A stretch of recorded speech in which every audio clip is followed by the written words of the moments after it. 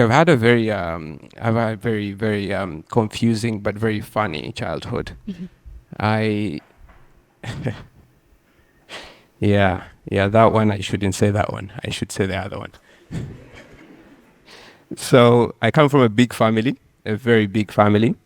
And my clan has about 60,000 people. But from my family specifically, my mother and my father, we're just two. From my mother, from my father, not sure. Uh, that's his interview. But we have been raised in a very religious format. So definitely when I went to Big Brother, it was a very confusing time. So if I did not win the money, and I think he never understood that until he had so much negative and he was wishing for a zero sometime. And and I was very happy. I celebrated. I had zero. Oh my God, you have no idea. Having nothing is better than owing somebody anything. And I worked from there and I started using the platform that I got from Big Brother. I mean, that's what I really walked away with. And I created a whole empire of what I love: film, everything, influencing.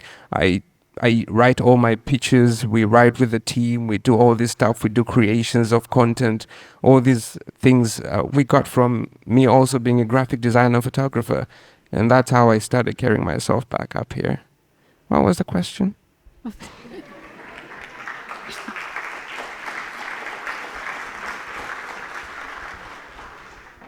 From that experience alone, what lessons did you pick up from that?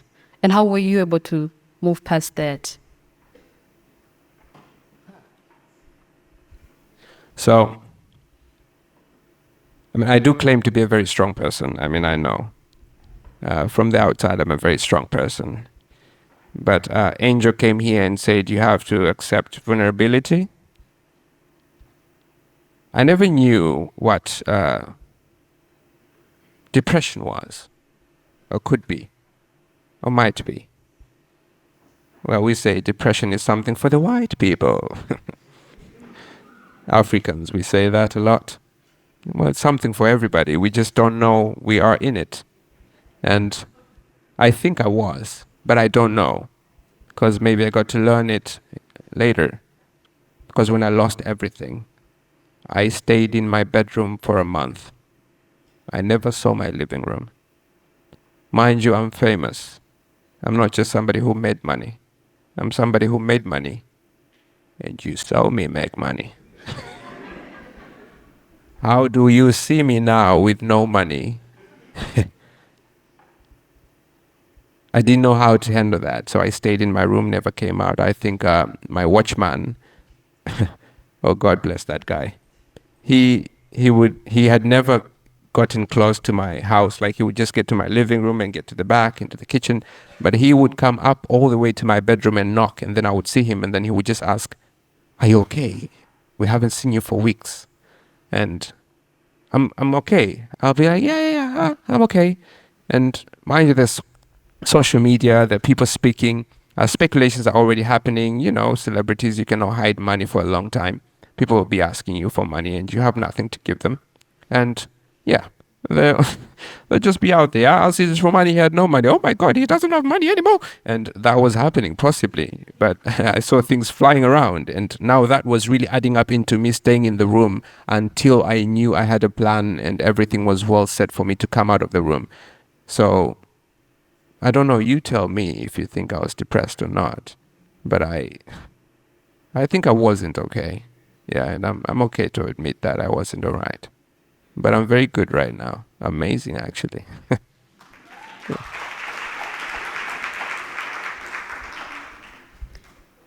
You're known to have a habit of challenging the status quo a lot of times. How Yep. and why do you do that? Do you mean the system? I mean the system. Yeah. Well, how do you see the inside of a prison if you don't do something like that? Well, I do not have limits. And I think this started from way back when I was in school. Impossible has been a very possible thing for me. I've always done the impossible, so pretty much it's always possible with what I do. The first time I think my English teacher walked into my class and said, there's this play, and everybody was supposed to be a character. So he chose different people to be different characters. And then he landed into me and he said, you are going to also act. And I said, what? And he said, yes. And I was expecting something like somebody do this or a character. And I was supposed to be acting as a radio.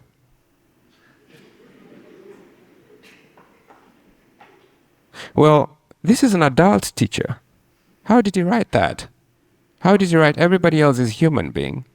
And he wrote, a radio is also going to be an act.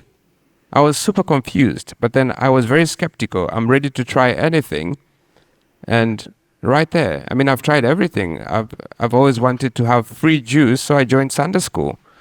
I've always wanted to have free biscuits, and I did everything else everybody was doing. I was in 7 madrasas because they had different food. So I'm ready to try anything at this point.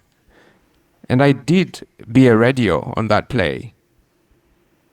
I was so famous in school, you would be surprised. I was a radio. I was more famous than the main person on that play, who was a human. I was a radio. And I was more confused. Where would they use me as an on and off button? For some reason, this person would pinch me right on my ribs, and I knew which station to tune in with the pinch. So after I walked out of that play and I saw my fame, anything was possible for me. So here I am right now with your question, how am I managing to even challenge the status quo? Because I do think there is no status quo. It's very progressive. It always changes according to people. You don't challenge where you see the weakness, and it's always going to be weak. And everybody's going to see you, and they say if you're going to be silent when you see a perpetrator, then you're siding with the perpetrator. And I cannot side with the perpetrator unless I am the perpetrator. So with that, I have found myself speaking or typing faster than I can stop myself to think if the person in power seeing me saying something like this is going to hurt me. And it has landed me in the wrong side of the system. I've been landed with different parts. I've been landed with editing my picture on top of the late president when I was saying happy birthday to him. I thought I was being creative. I still think I was being creative, but maybe I should have explained my creativity further. Guys, tomorrow I'm going to edit my head, and they would be like, don't do that, we'll cut you. And maybe I would not. And then I did by laughing at the late president's suit. It was a massive suit. It was a really big piece of fabric. It was 3 suits. And I just laughed thinking, well, everybody was. And I remember when I was at the police station and they asked me a question, would you laugh at your parents?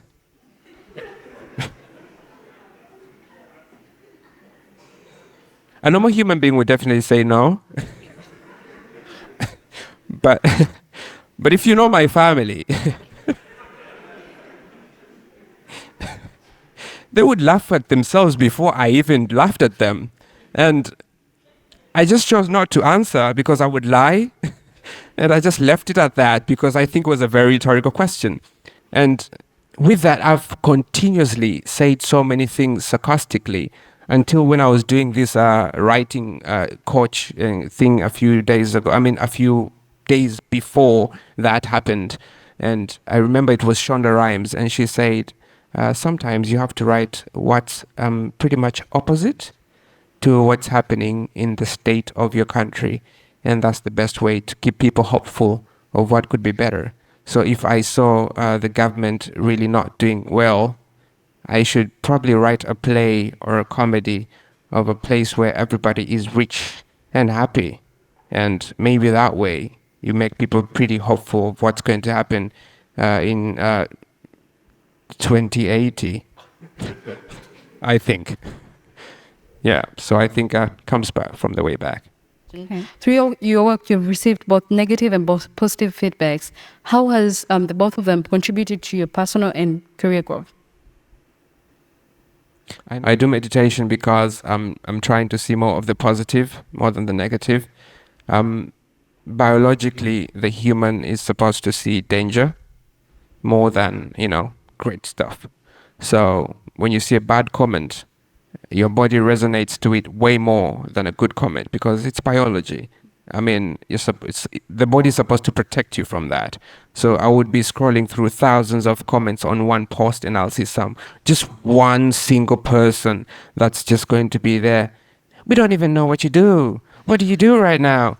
And trust me, the next 30 minutes, I will know this person's parent, father, name of chicken, got, how many, where did they go to school. I will know every single thing. And then right there, I will keep thinking for the rest of the day how to impress this one person. And it killed me for a very long time. You can never really make everybody happy. Bad comments will be there always. Like, even as you walk, they're only magnified as you get more famous, but they're still going to be there. I mean, for God's sakes, there's more than one religion. Like, how do you see people are not even agreeing to a prayer of an entity that is not seen? If you cannot agree to that one thing, how will you agree to me as a human being who you can see and both of you could agree that I'm actually doing maybe bad work or maybe great work? Some people would just want to say you're doing bad work because everybody said you're doing great work. People want to be unique. So they would catch you with a unique bad comment. Now I'm doing meditation because I need to calm down. Otherwise, I would destroy somebody's life because I would magnify one bad comment. And oh my God, the people who love me, they do not hold back. And that was not going to be a good thing if that happens. So to my best right now, I choose to see the best in everything that's happening other than, fluctuations, because we are meant to be challenged. That's such a good point. We're meant to be challenged. You're a man who wears many career hats. Many career hats, I'll call them. You're a director, you're an artist, you're an influencer, and a businessman all at the same time. How do you fit into each of these roles all at the same time? Yeah. Again, poverty. Poverty really takes you there. I think I used to never know why I do that until recently when I was asked to do this TED presentation, and then I started to really reflect. It was really moments of reflection, and it's like at that moment I realized I think it's my mother. My mother has done so many things, so many different things, and I wouldn't say possibly in the right way. I think she also did not know she was doing it wrongly. I think she's more like the people from Jerusalem, treaders. You serve what the people need when the people need what they need, and I think that's what she has done. My mother has been she has sold gemstones. My mother has been a hairdresser.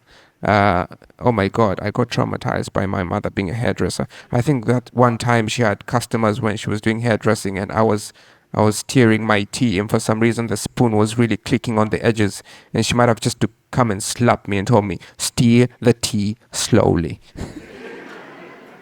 So she was a hairdresser. And my mother was also a tailor. My mother was also a waitress. My mother's also been a farmer. My mother's also sold food besides being a waitress.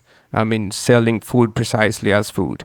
And with all that, I was looking and I was recording. A child is just like an empty CD.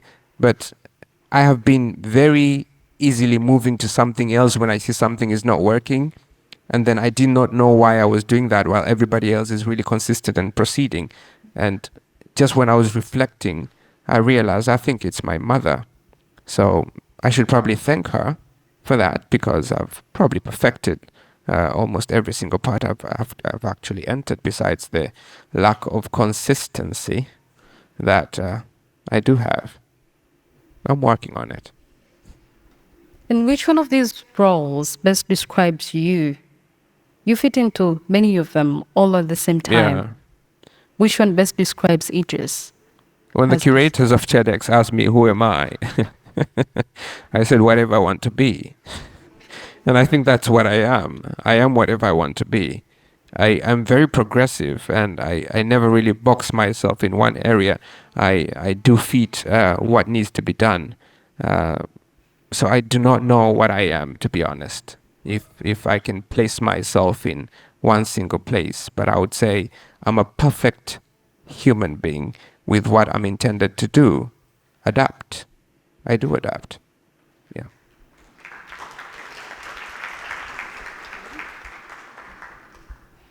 What can the audience expect from you in the next few years? My God, I do not even know what to expect from myself. But there are a few things that you can definitely guess that's going to happen, and I always do prophesize, regardless. Also, I do believe in witchcraft, but differently. The kind of witchcraft where I do not tell you what I'm working on before I even finish it. But there are a few things that I'm going to actually succeed. First things first. Definitely, you should expect I'm not going to be the president. Secondly, I'm definitely going to want to win an Oscar. I don't know for what. Could be for makeup or costume. Also, I am going to create a very huge progressive generation of people who can see me and learn from me without ever meeting me, and just changing their lives without even ever saying anything to them, just by my life. I am literally what you see exactly when you see. So I do intend to inspire a lot of young people to do exactly that, and just be whatever it is they want to be, whenever they want to be. So I think that's definitely going to happen when you're going to meet a lot of people who are going to say, oh my God, I saw this interview of yours and now I'm a drug dealer. I hope not. But I've seen a lot of people, and I've been inspired with the interviews that I've done, saying how much I've struggled with so much to be who I am today. And people, I don't know if it's for the best thing, but people who are going through the worst, they've gone through my interviews and they've said, oh, I lost 2 million. And then I watched the interview and I'm like, lucky me. So I think I hope to, if that does well for you, I hope people are just going to learn a lot and experience from the life I'm living. And it's called a passage of life, or rite of passage, or something like that. Yeah. Okay, well, that is it.